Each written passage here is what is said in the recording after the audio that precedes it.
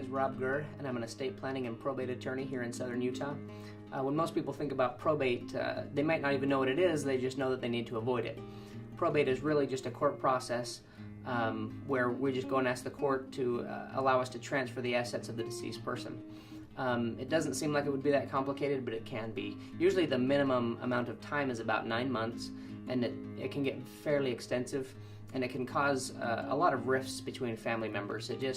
Overall, it's just a process that we do want to avoid. There are 4 documents that everybody should have. The first one is a trust. A trust is a very powerful document. It can hold all of your assets, so that way we can avoid probate.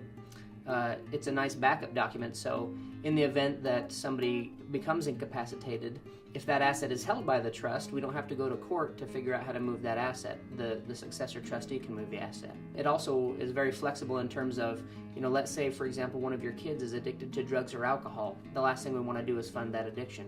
Or what if you want to make sure that they get an education? You can reserve money strictly for books and tuition or education, or for when they get married.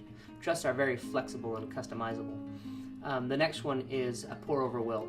We call it a pour-over will because it's just going to pour everything that we haven't placed in the trust into the trust when you pass away. So even if you get a trust put together when you're younger, as you go through life, you collect assets. If you forget to place those assets in trust, it's okay, because when you pass away, the will place those in trust. The only ones that we need to make sure that are in trust from the very beginning are real estate. Anything that's real estate needs to go in the trust, but otherwise, for the most part, any other asset can be dumped into the trust using a pour-over will. The next one is the power of attorney. The power of attorney is a backup document, so it goes along with the trust and can help us in the event of incapacity. So if you become incapacitated, if you suffer a stroke, and we need to be able to move some assets, whether that's move them into a trust or whether that's to help pay for your medical bills, we can do that. And then the very last one is a healthcare directive.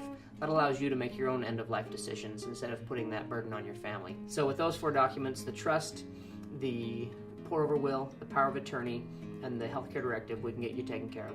We know that death is coming, and so we need to prepare for it, and so let's not let your family have all that extra headache and pain of going to court. So come down and see me. Let's get your estate plan in order today. This is Rob Gurr with Gurr Law.